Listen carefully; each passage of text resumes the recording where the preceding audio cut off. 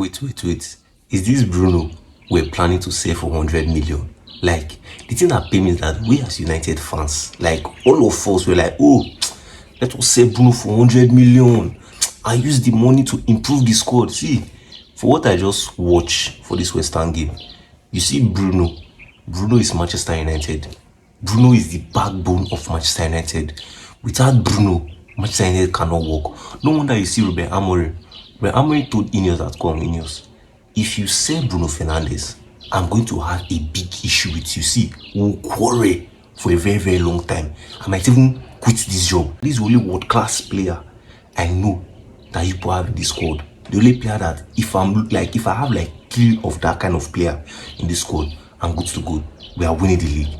There is this same player you want to sell for 100 million. See, even if United were to sell Bruno, it should not be anything less than 200 million. I don't know if you get. See, Amorim, let me tell you the truth here. You see that your plan to use Bruno as centre midfield, Baba, I won't lie for you, it won't work. Because you see, after what I saw today, it won't work. Because Bruno in that centre midfield, although in as much as yes, there's no space for him at the front, bro, you have to look for a way, because Bruno at that centre midfield won't work. Look at what Bruno did today as one of the 10s, as the right-sided 10. Everything was going through him. Nothing went that did not go through him. Nothing went that did not go through him. And the fact that he was playing in that number 10, it gave Ahmad more license to how will I put it now, to operate well at that right hand side. It gave him more license to operate at that right hand side. So are you seeing that center midfield would not work? Because see, Manchester United attacking threats. If you want to list Manchester United attacking threats, you call Bruno, you call Ahmad before you think of calling anybody. So your most attacking threat, you want to now put him in center midfield. See, this game has shown that that team, it will not work. And you see the midfield combination of Ugarte and Kobe. I think that is going forward. That is Manchester United midfield pair. That is Manchester United midfield pair going forward. You see Kobe balanced that midfield. Like, this guy is exceptional. Now, you see Ugarte. Ugarte has been having so much harsh criticism from many United fans. Now, let me explain something for you. You see Ugarte, first of all, Ugarte did not have a preseason in Manchester United. He did have a preseason. He came into the new season. In fact, even the new season he came into, he did not play how many matches. It was even we that was begging, what are they calling him? They had to use him. So, he didn't have a preseason. He didn't even have like the first few games. But at the end of the day, when you look at what Ugarte did like in the middle of the season, this guy was very okay.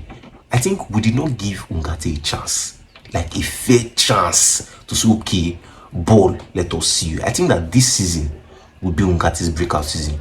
And you see that talk of, we don't have a center midfielder, I think that talk will reduce a bit. Because you see this Ugarte and Kobe partnership, I think that this partnership is going to be very, very fluid for Manchester United going forward. Because you could see Ugarte, look at that assist he gave to Ahmad. Look at that assist he gave to Ahmad. That goal that was disallowed. How many people did he dribble there? Like ball walk, he has it. So I think that both Ugarte and Kobe Mino, normally I've been saying this, that I think what United is lacking in our midfield, like I told one of my friends, I told United is lacking in our midfield that they don't have anybody that will complement them. That's what they are missing in that midfield. But you see Ugarte and Kobe Mino, I think that is the midfield pair for Manchester United. Before I continue going on with this video, if you have stayed up to this point, please hit the like button. If you haven't subscribed, subscribe. After then Bruno set has left the game around the 63rd minute. When the second set came outside, there was nothing to write to me about that game. There was nothing to write to me about that game. The midfield, nothing to write to me about that game. And there's something I've noticed about Manchester United. This thing has been right from day one. Once Manchester United come on goal or score like this, they'll relax. That's what happened today. I don't know whether maybe it's because of the second 11 that came in. I don't know. But you see, I saw it throughout the second half. Like after the second people came in, like there was nothing was happening. I'm not even sure they had any shot on target. I don't want to I'm not sure they had any shot on target. And you see Ruben Amorim, this guy has done a perfect job for Manchester United. because in as much as people be like, it's the first goal is penalty, the second one is error. The error is not who made, like, we capitalize on error in football. You need to make errors. Like, the opponent needs to make errors for you to score. Most of the goals we considered last season is not error. It's error now that we used to concede goals last season. I don't forget now. The good job that Amorim has done is that when Amorim first came to Manchester United, you see, tactically we're zero. Mentally, our players were drained. But now, from what I watched in that first 63 minutes, you see the mentality of Manchester United. I will not lie for you. If you don't watch that game, you missed too. The mentality of Manchester United has changed completely. Tactically, we have changed. Like, we are a whole different team. Anybody that watched that game and tell you that it's a lie, Manchester United is no different. See, that person is lying to you. I'll tell you for free. It's lying to you. Manchester United has improved.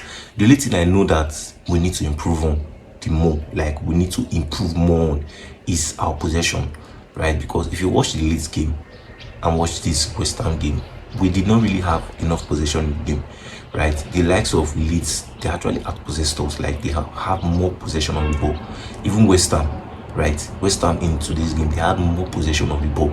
I don't know if you get. So it's something that I think that we should definitely work on, our possession, because we cannot, for playing teams like Liverpool, Manchester City, Arsenal, we cannot be having 40% or 30% of the ball. We need to learn, we need to improve on holding 100% possession. Like, okay, let me not say 100%. Let me say holding at least 57% of the ball going forward. And you see Rasmus Hojlund, I think that, you see, Rasmus Hojlund is taking up the challenge, right? I think before the match, Amorim said something that, come, I have two strikers, I have Zexi, I have Hojlund, but that spot is not guaranteed for them. They will have to work for the spot. And when you see what Hojlund played in that game, I think this guy is motivated. I think in the first, it was not even up to 1 minute. Before the first 1 minute, Hojlund had a shot, and that shot, it was so unfortunate. If not, Hojlund could have scored in less than 1 minute. I don't even get. So I think that what Hojlund just needs is confidence. If Hojlund can get his confidence back, you see that player we saw, that very later player we saw in his first season, that any chance is good. That is what we'll be seeing. But we still need to get another striker. If you've not still subscribed, kindly hit on the subscribe option. It's going to be on this part of your screen. Smash on the like button, give this video a thumbs up, and also stay tuned for our next updates. And you're watching Everything Football.